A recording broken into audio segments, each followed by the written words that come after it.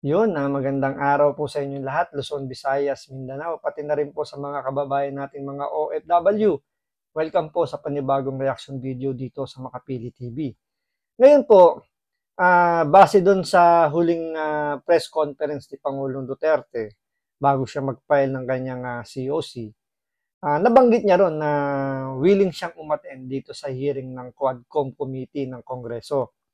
So dahil doon, kumbaga yung laging hinihiling nitong mga sinasabi nitong mga kongresista na 'to, iimbitahan daw nila si Pangulong Duterte, mukhang magkakatotoo dahil mismong si Pangulong Duterte na yung nag-announce in public na willing siyang umattend.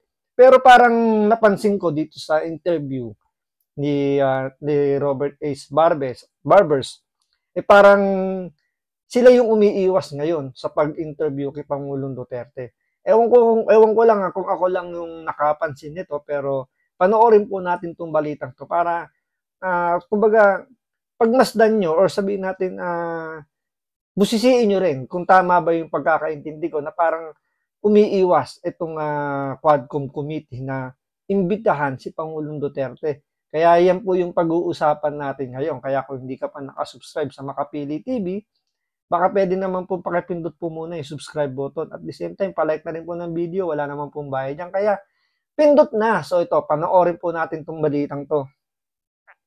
Ang topic natin on Friday at 10 a.m. is the EJK, no? Para ma-wrap up na natin itong EJK. Kasi, yun nga, sunod-sunod lumalabas kasi mga witnesses, no? Dahil dito, mukhang merong mga developments na mangyayari. Issue sa extrajudicial killings o EJK sa ilalim ng anti-drug war ng Administrasyong Duterte ang pagtutuunan ng pansin ng House Quadruple Committee o Quadcom sa susunod nitong pagdinig. Nakatakda ang ikawalong public hearing ng Quadcom sa Biyernes, October 11. Natuwa ang Quadcom sa pahayag ni dating Pangulong Rodrigo Duterte na handa itong dumalo sa pagdinig kung maiimbitahan sa umano'y kaugnayan nito sa extrajudicial killings o EJKs sa anti-drug war ng kanyang administrasyon. Ayon sa mga mambabatas, hindi nila inaasahan ang gagawing pagharap ng dating presidente sa pagdinig. I'm so glad na naging open si dating Pangulo natin to attend the hearing. No? But at this point in time, I don't think we're going to invite him sapagkat napakarami ng iimbitahan namin. Although kasi itong ating mga list of invited resource persons for Friday, ito ay naisip na namin I think kung di ako nagkakamali, about a week ago. So, at marami pa namang mga susunod na pwede nating maimbitahan. So, hindi nila kaagad maiimbitahan ngayon si Pangulong Duterte dahil daw marami daw nakaschedule. So, ako naman, ang punto ko rito, hanggat maaari kasi, nagbigay ng statement si Pangulong Duterte na willing siyang umattend ng hearing na yan. Dapat yan, i-capitalize sa kagad nila. Siyempre, may edad na si Pangulong Duterte. Diba? Alam niyo naman, siyempre, pag matanda na, minsan pabago-bago ng desisyon. So hanggat maaga pa, or sabihin natin hanggat mainit pa yung sinaing, ihain mo na. Kasi bakit kayo nagbago ng isip, hindi nyo na mapipilit na umattend dyan si Pangulong Duterte. So bakit nila iniwasan? Kasi kung tutusin, pwede nyo naman iurong yung ibang yung ibang nakaset ng mga resource person nyo. Bakit hindi nyo muna unahin kay Pangulong Duterte? Siyempre, isipin nyo rin muna yung kondisyon niya. Dahil nga may edad na, nahihirapan na, bakit hindi nyo pa unahin? Siguro hindi sila ready na doon sa statement ni Pangulong Duterte na atin siya.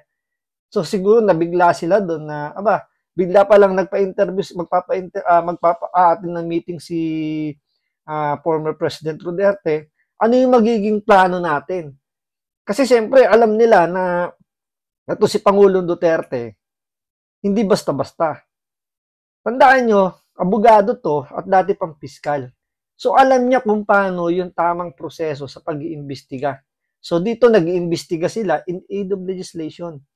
Si Pangulong Duterte, prosecutor yan, dating piskal. So binabalanse niya yung nagreklamo at ang nirereklamo.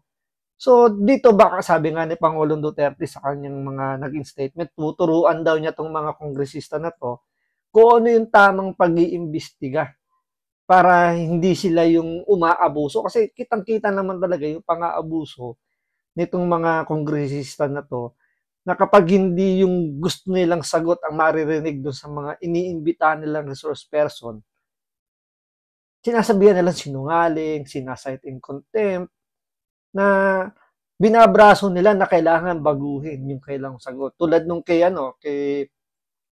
ah, kay Napolcom Commissioner Leonardo, na binibigyan pa niya ng last time na parang this is your last chance na baguhin mo yung statement mo. Totoo ba na nagkaroon kayo ng meeting nito mga ganito? So ilang beses nang sinagot yun ng Napolcom Commissioner na sinabi niyang wala, ilang beses siyang pinabalik-balik yung tanong na yun. Kasi ang gusto nila, sumagot siya na opo, nagkaroon kami ng meeting. So hindi dapat ganun di ba? Bakit mo pipilitin sumagot yung tao kung sa palagay niya, yun yung tamang sagot niya So, ang ending nun, pinasight in contempt siya. Ngayon dito, tingnan natin kung kaya nilang ipasight in contempt dito si Pangulong Duterte. Kasi sigurado rito, itong magiging action nila, halimbawa, umatin na yan, magsimula sila dyan sa Quadcom committee na yan. Tapos, hindi nila magustuhan yung sagot ni Pangulong Duterte. Tapos, i-recommenda nila i-cite in contempt. Pwede yan yung maging katapusan ng kanilang karir. Pwede na yun yung kanilang ikatalo dahil alam nila na malakas si Pangulong Duterte pa. Malakas ang kanyang impluensya pa. Na pwede nilang ikatalo sa darating na eleksyon. Kaya hindi nila basta-basta pwedeng ipasight in contempt si Pangulong Duterte, pero kaya silang durugin ni Pangulong Duterte pag nagsimula na itong Quadcom committee na to dahil hindi papayag si Pangulong Duterte na siya i-aanderin lang ng mga itong kongresista na hindi naman abogado. Kahit nga abogado pa rin yung mga nandiyan dyan, kung hindi naman maaalam, kagaya ni Pangulong Duterte, malamang dudurugin niya yan. Siyempre, magsasama dyan si Pangulong Duterte ng kanyang mga legal counsel, ng mga bodyguard niya. So, hindi yan basta-basta na mapapasight in contempt siya. Kaya nga maganda yung mangyayari dyan kung talagang gusto talaga nitong mga kongresista na to na imbitahan si Pangulong Duterte. Bakit hindi pa kagad ngayon? Bakit kailangan pa ilang isingit sa ibang schedule? Tapos pag umatras si Pangulong Duterte, lalabas na masama si Pangulong Duterte. 'Di ba? Sasabihin kasi nila na busy pa yung schedule na 'yan. Kung tutusin, may kapangyarihan silang unahin na si Pangulong Duterte dahil nga sa edad niya. At saka yung sitwasyon na pwedeng magbago pa isip ni Pangulong Duterte. Sabi nga nila, 'di ba, hangga't mainit pa yung sinaing, ihain mo na. Bakit kailangan mo pang ipagbukas yan na pwedeng kinabukasan malamig na yung sinaing, wala nang kumain. So, yun yung napansin natin dito sa balita na to na parang dumistansya bigla yung itong Quad Committee nung magbigay na ng go signal si Pangulo Duterte na siya i-attend dito sa Quadcom Committee tungkol sa EJK. So, yun lang po yung napansin ko. So, maraming salamat sa panonood. Ingat po kayo lagi. God bless.